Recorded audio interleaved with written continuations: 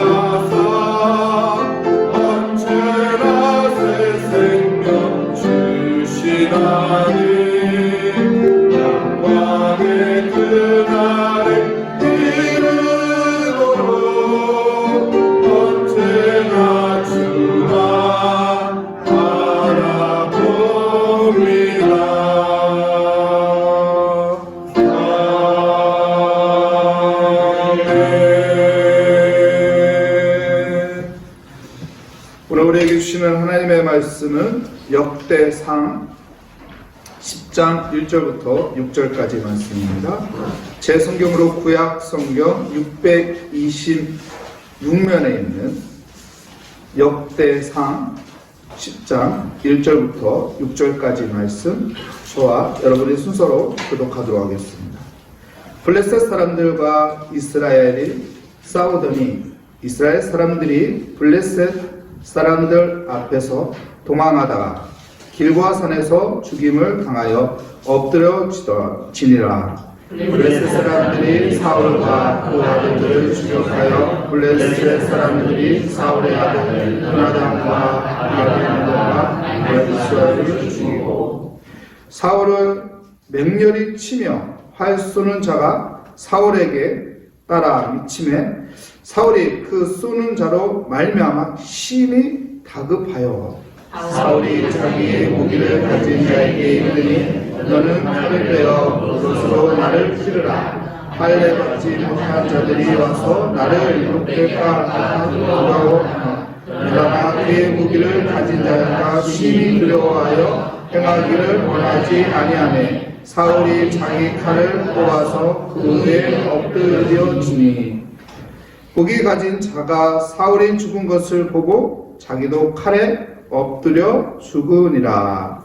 이와 같이 사울과 그의 세 아들과 그 온 집안이 함께 죽으니라. 아멘.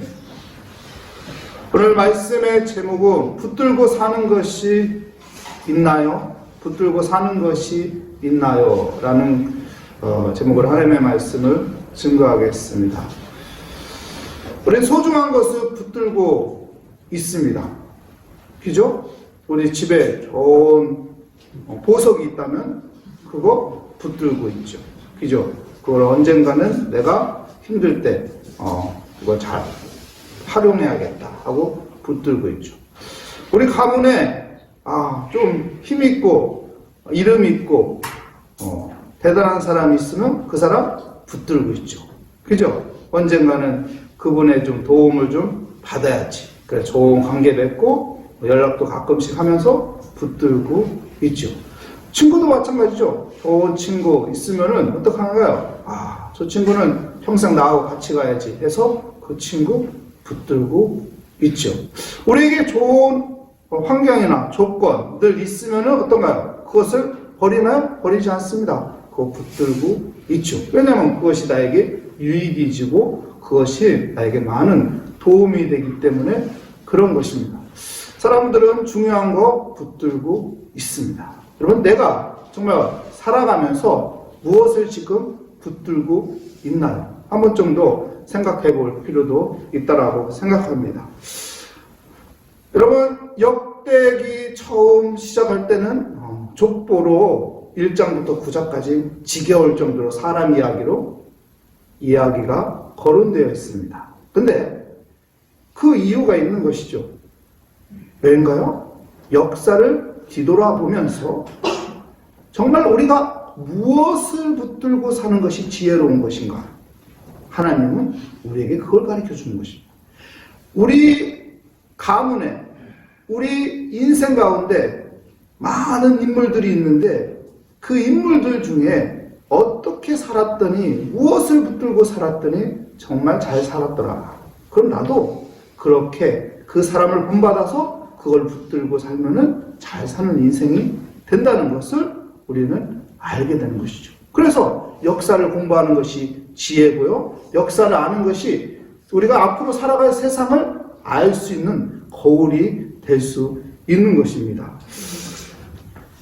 여러분, 바벨론 포로 70년 후에 기한을 했습니다. 기한을 한 후 그들은 무엇을 재건하고 싶었나요? 이스라엘 백성들이 재건하고 싶은 것이 있습니다. 뭔가요?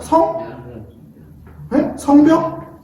집? 성전? 네, 그런 것도 중요하겠지만은 제일 중요한 것은 신앙의 재건이에요. 신앙의 재건. 우리에게 무너진 신앙의 재건.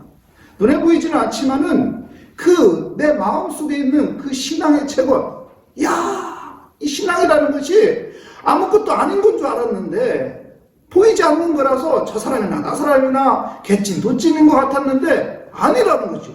시간을 지나고 보니까, 역사를 뒤돌아보니까 신앙이라는 것이 아무것도 아닌 것이 아니었다는 것이죠.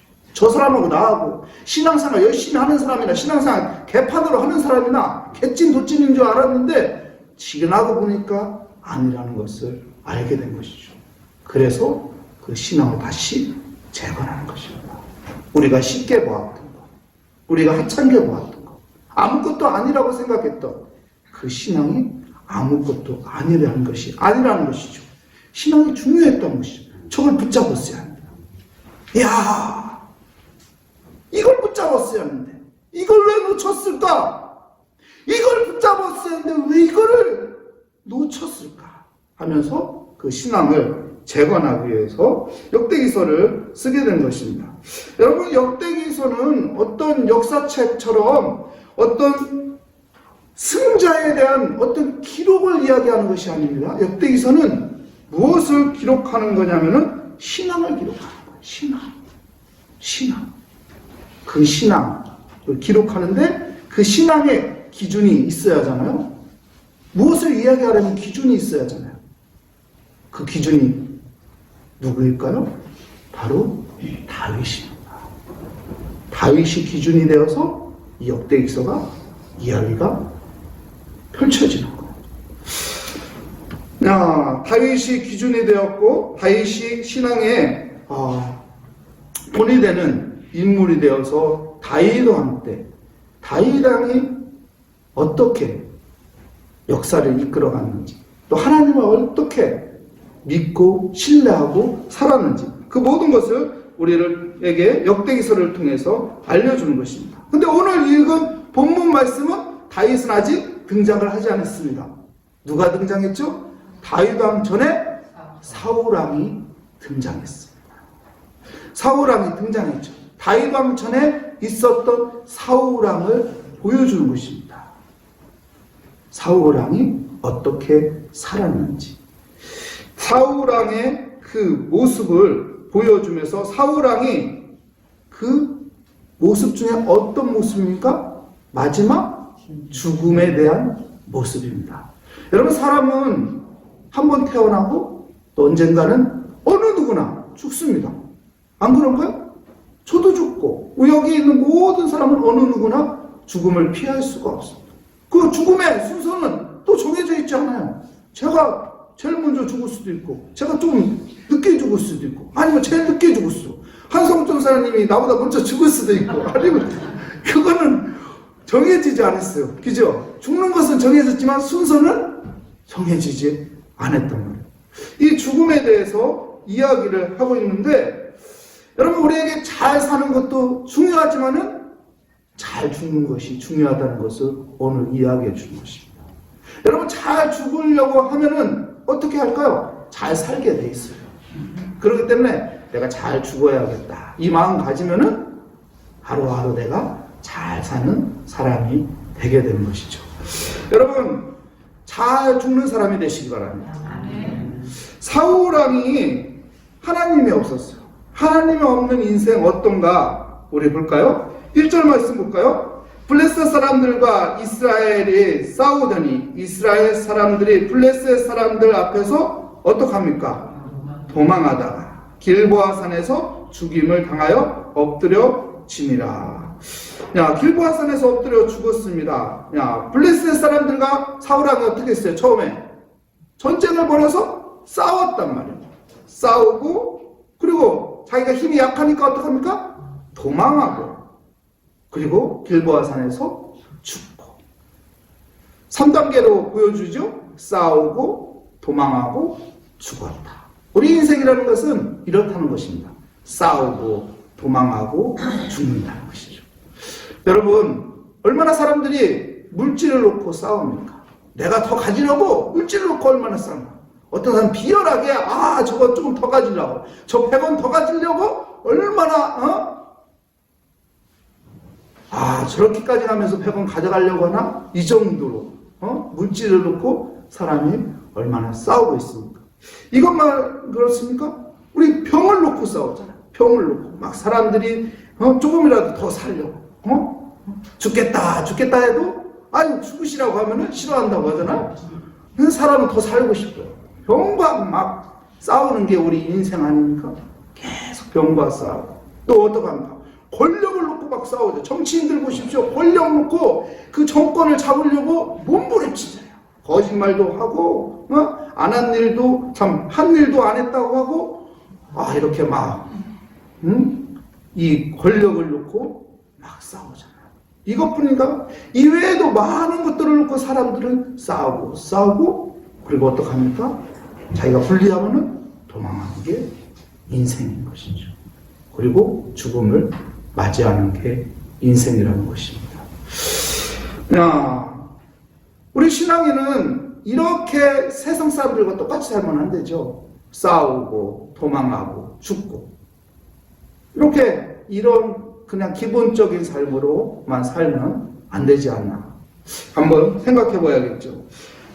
그리고 3절 말씀 볼까요? 3절 말씀에 보면 사울을 맹렬히 치며 활 쏘는 자가 사울에게 따라 미침에 사울이 어떡합니까? 사울이 그 쏘는 자로 말미암아 심히 다급하여. 사울은 어떻게 삽니까? 심히 다급한 삶을 살고 있어요. 왜요? 쫓기는 인생이니까 심히 다급해요. 여러분 세상 사람들 하나님이 없는 삶은 심히 다급해요. 심히 다급해요. 평안과 안전이 없이 항상 심히 다급해요. 코로나로 하여금 심히 다급한 삶을 살아요. 아이고 이 코로나 걸리면 어떡하나. 아이고 저 사람하고 나 마스크 풀고 이야기했는데 아이고 저 사람 혹시 때문에 내가 코로나 걸리면 어떡하나. 아이고 저 많은 무리에 나도 있었는데 아이고 나한테 코로나 걸리면 어떡하나. 심히 다급한. 여러분 믿음의 사람은 달라야 돼요. 믿음의 사람은 그 마음에 뭐가 있어야 하나요? 하나님 나를 지켜주십시오. 하나님 나를 도와주십시오. 하나님 나를 피해 주십시오. 세상 사람들과 같이 그냥 심히 다급한 가운데 불안하고 염려로 사는 것이 아니라 불안과 염려로 가득해서 어쩔 줄 몰라서 이거 어떻게 하나 안절부절 하는 것이 아니라 어떻게 합니까? 하나님을 의지해야죠. 하나님 바라보야죠. 하나님 내가 이렇게 어렵습니다.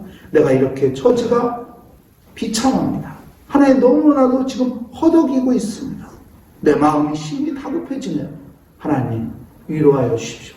하나님 평강을 주시옵소서. 하나님 의지합니다. 세상 사람들과 달라야죠.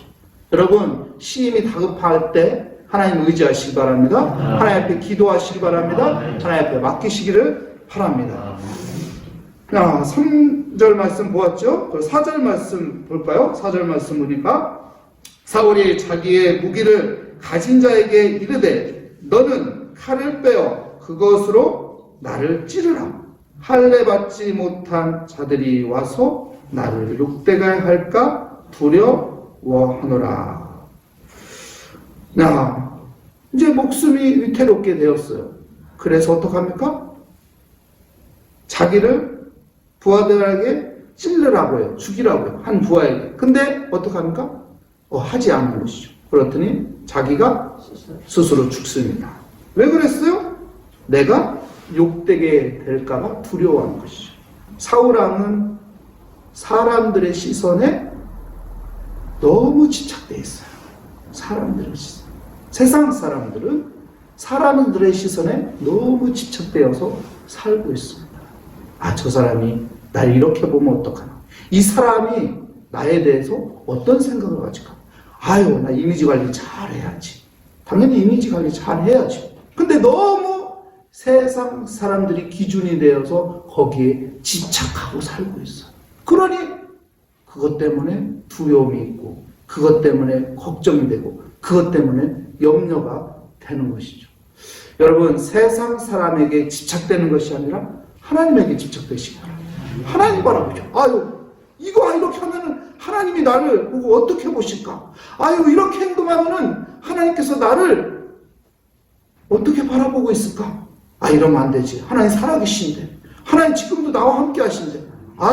내가 이런 나쁜 짓 하면 안 되지. 내가 빨리 이거 놓고 내가 바른 길로 가야겠다. 이런 마음으로 신앙인은 살아야 하는 것입니다. 세상 사람에게 집착된 것이 아니라 하나님께 집착되어서 하나님의 은혜로 하나님이 인도하는 삶으로 살아가는 믿음의 삶이 되시기를 축복합니다. 여러분, 히브리서 9장 27절 말씀에 보면 이런 말씀이 있죠. 한 번 죽는 것은 사람에게 정하여 지신 것이요 그 후에는 심판이 있으리라. 여러분, 사람은 누구나 죽습니다. 근데 심판이 있대요. 무슨 말이에요? 하나님 있는 인생과 하나님 없는 인생은 다르다는 것이죠.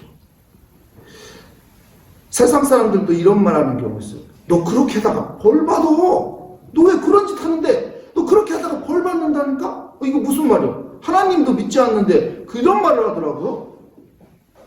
신이 있다는 걸 자기도 모르게 인식하고 있다는 거죠. 하나님이 있어요. 하나님 있다고.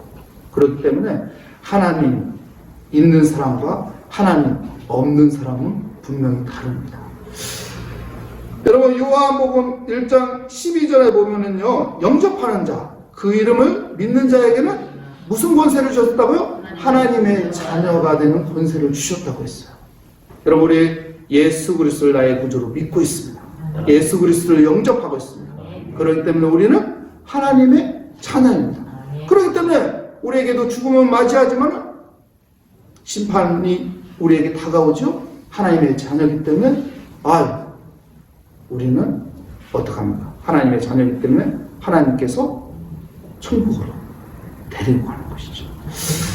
여러분, 우리는 천국 백성이라는 것을 믿고 신뢰하면서 살아가시기를 축복합니다. 우리 마지막으로 성경 한번 찾아보고 마칠까요? 갈라디아서 2장 20절 말씀입니다. 이 말씀은 암송하는 분도 있고 또 암송을 못하더라도 이 말씀을 잘 알고 기억하고 있습니다. 갈라디아서 2장 20절 말씀입니다. 신약 성경에 있는 갈라디아서 2장 20절 말씀, 우리 함께 읽겠습니다. 내가 그리스도와 함께 십자가에 못 박혔나니 그런즉 이제 내가 사는 것이 아니요 오직 내 안에 그리스도께서 사시는 것이라. 이제 내가 육체 가운데 사는 것은 나를 사랑하사 나를 위하여 자기 자신을 버리신 하나님의 아들을 믿는 믿음 안에서 사는 것이라. 아멘. 우리가 예수 그리스도와 함께 십자가에 못 박혔어요. 그래서 우리 안에는 누가 살고 있다고요? 예수 그리스도가 살고 있습니다. 우리는 오늘 무엇을 붙잡고 삽니까? 예수 그리스도를 붙잡고 사는 거예요. 그래서 내 안에 하나님의 은혜가 있고 내 삶 가운데 하나님의 인도하심이 있는 것입니다. 그 복된 삶을 누리시기를 축복합니다. 기도하겠습니다. 하나님 감사합니다. 오늘 또 하나님을 붙잡기 위해서 하나님 새벽을 깨우며 주 앞에 나왔습니다. 오늘 주께 다 내려놓고 주님이 주시는 평강 가운데 주님 기도하기 원합니다. 주님 우리의 기도를 들어주시고 응답하여 주시고 오늘 또 주님이 인도하는 복된 삶을 누리게 하여 주시옵소서.